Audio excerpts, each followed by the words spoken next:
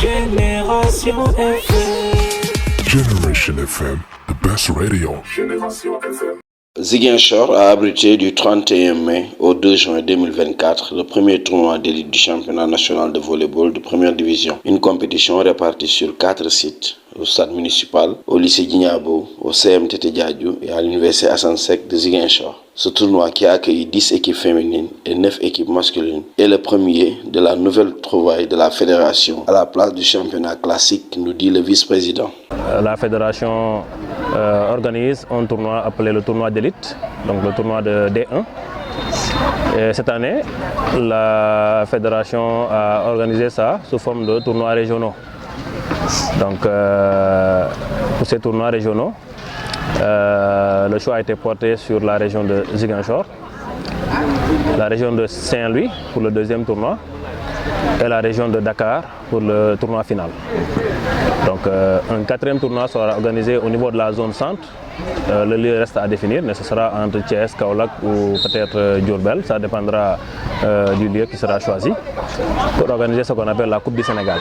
Sega Danfara nous donne les raisons qui ont motivé au choix de cette formule. Nous avons opté de faire des tournois régionaux en vue de pouvoir faire la promotion du volleyball au niveau local.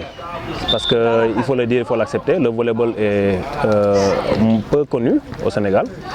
Donc ces tournois régionaux pourront permettre de faire la promotion, de créer de la visibilité pour ce sport et également permettre aux différentes ligues de s'initier à l'organisation de tournois.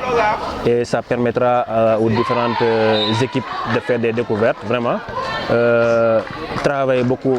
Et même en plus de ça, la fédération, en collaboration avec la Ligue de Ziguinchor, qu'on félicite et qu'on remercie beaucoup pour vraiment la qualité de l'organisation.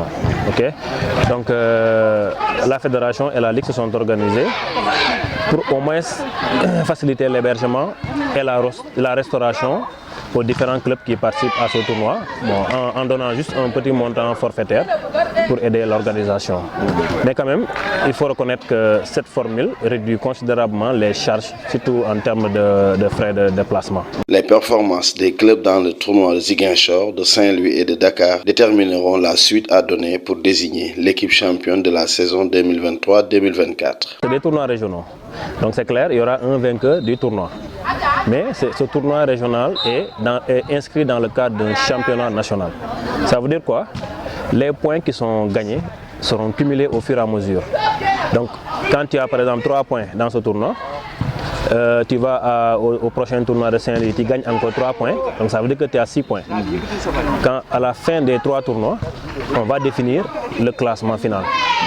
Et à l'issue du classement final, on passera aux phases de play-off ou bien on passe directement aux demi-finales finales pour définir le champion. Les matchs de poule permettent aux équipes de progresser dans le classement.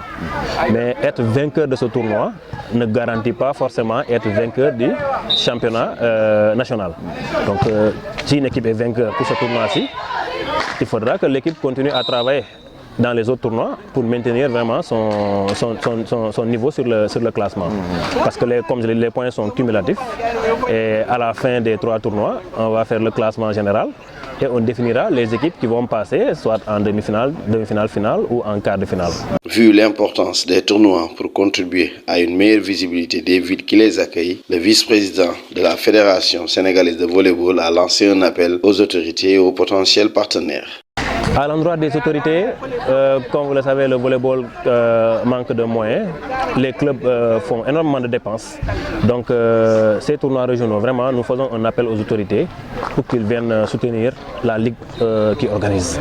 Donc vraiment, c'est un appel très fort qu'on lance à toutes les autorités administratives, locales, les bonnes volontés, les autorités du secteur privé. Donc c'est des moments également de partenariat, de sponsoring. S'il y a des entreprises privées qui sont là et qui désirent développer des activités de sponsoring avec la Ligue, voilà, je pense que c'est une très bonne occasion de le faire. À l'issue des matchs de poule, des quarts de finale et des demi-finales, l'ISEC a raflé la mise en finale par 3-7-2 face à Sococim chez les filles. Chez les garçons, l'AS Ville de Dakar a dominé Assane Seck Université Club de Ziguinchor par 3-7-1.